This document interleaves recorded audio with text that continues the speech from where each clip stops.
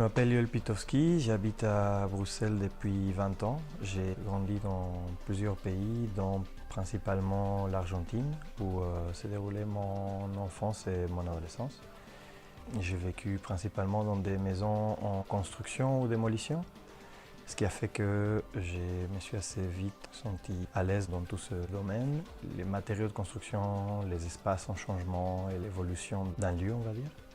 Ce qui fait que bien plus tard, quand j'ai commencé à faire les installations que je fais actuellement, j'ai commencé à travailler avec des espaces souvent dans un statut ambigu entre une construction, une démolition, un espace dont on ne connaît pas trop la temporalité ni la finalité. Si on est dans des chambres ou des couloirs, et ce type d'ambiguïté ou de confusion permettent de créer un espace assez fluide avec beaucoup d'ouvertures à différentes fonctions.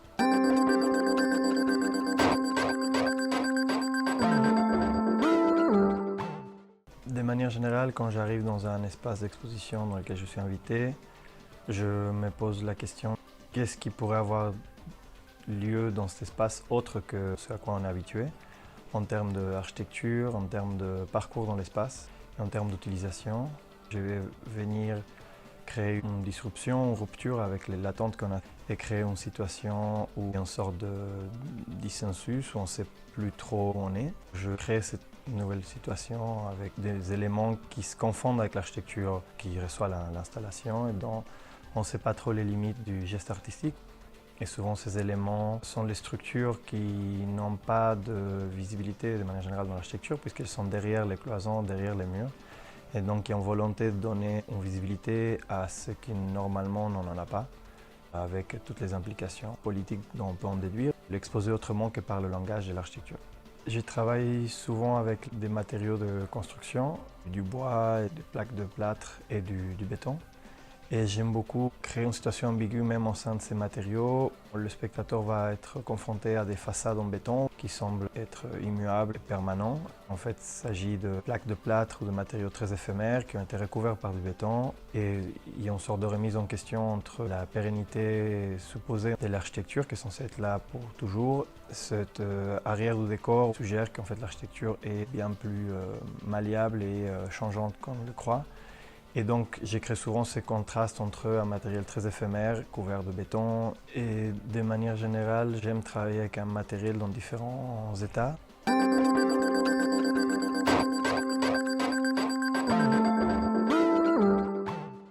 Les matériaux que j'emploie dans mes installations sont le même lot de matériel que j'utilise depuis plus ou moins 10 ans, qui est du coup la même installation qui est toujours déconstruite, inventérée et gardée dans un stock, et puis réutilisée dans la prochaine exposition, tout en gardant les traces des expositions précédentes et devenant peu à peu une sorte d'organisme qui s'adapte d'espace en espace et qui évolue aussi au fur et à mesure du temps en fonction des modifications qu'il reçoit d'exposition en exposition.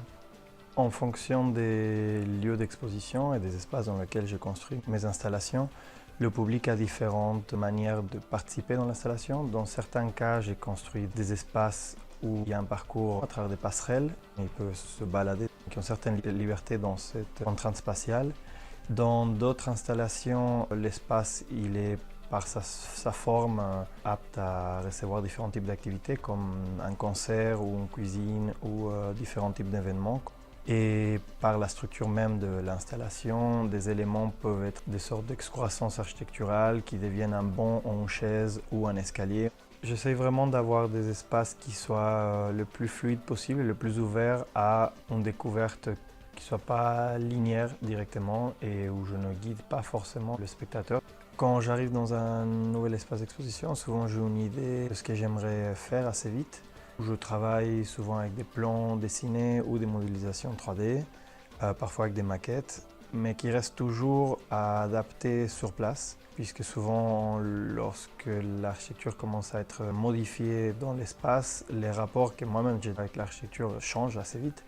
Et donc il y a souvent beaucoup de modifications qui sont faites sur place ou beaucoup d'éléments que je ne définis pas à l'avance. Par exemple, je sais que j'aimerais créer un accès vers un nouvel étage ou vers une autre zone de l'espace, mais je ne sais pas forcément où il aura lieu. Et donc, c'est à définir aussi sur place avec l'espace lui-même. Il y a une sorte de négociation continue entre mon installation et l'architecture qui le reçoit, et plus tard entre les spectateurs et l'installation. L'idée, c'est de garder quelque chose en une évolution. J'aime penser l'identité comme quelque chose qui est en constante évolution en fonction du parcours et du vécu. Je pense que l'identité est quelque chose qui se négocie au quotidien.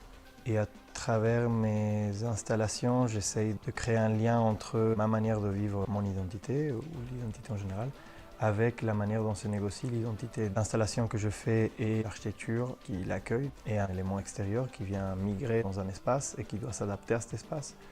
Et donc, d'une certaine manière, comme quelqu'un qui migre, comme je peux le faire, et doit s'adapter de lieu en lieu, garde des éléments de traces du passé et qui réapparaissent en fonction de la nouvelle situation dans laquelle elle est, qui est un nouvel espace d'exposition.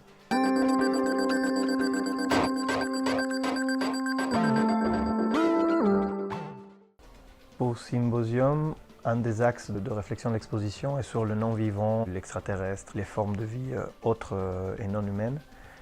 Et je vais travailler sur certains matériaux non terrestres qui ont été trouvés avec des résiliences qu'ils n'arrivent pas vraiment à expliquer.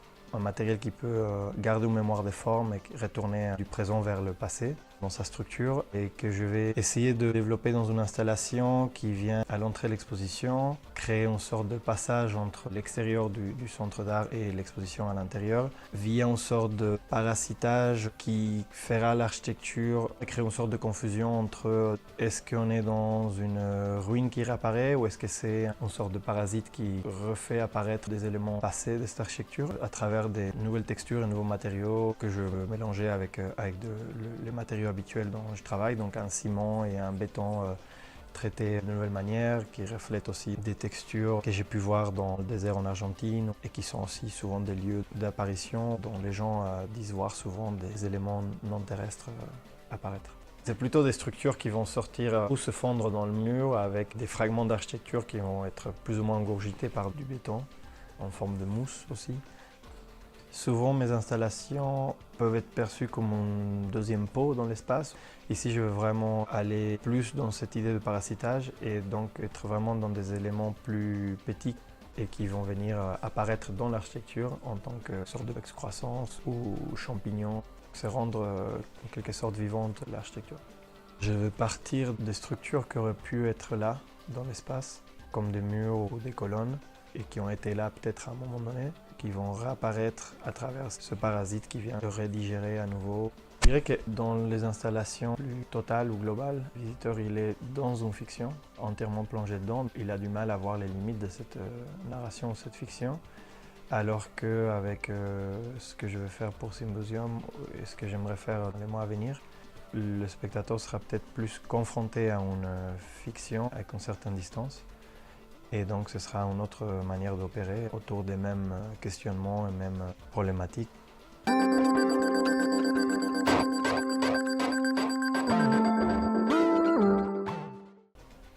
Dans l'avenir, je vais essayer de continuer un peu cette idée d'éléments qui s'extraient de mes installations ou de l'architecture qui accueille, un peu comme des souvenirs ou des phrases qui ressurgissent. Et donc je vais travailler sur comment pouvoir isoler certaines parties et les faire revenir dans un espace sans devoir forcément transformer la totalité de l'espace. Actuellement, j'ai une exposition en cours à Complot, à Bruxelles, une exposition solo qui est le deuxième volet de mon exposition à la Kunsthalle d'Anvers et qui est une sorte de moment d'apaisanteur et de repos de l'installation entre deux moments qui est l'exposition et l'après-exposition, et dont les matériaux sont disposés dans un moment de repos. Simultanément, je participe à une exposition en groupe à Cloud7.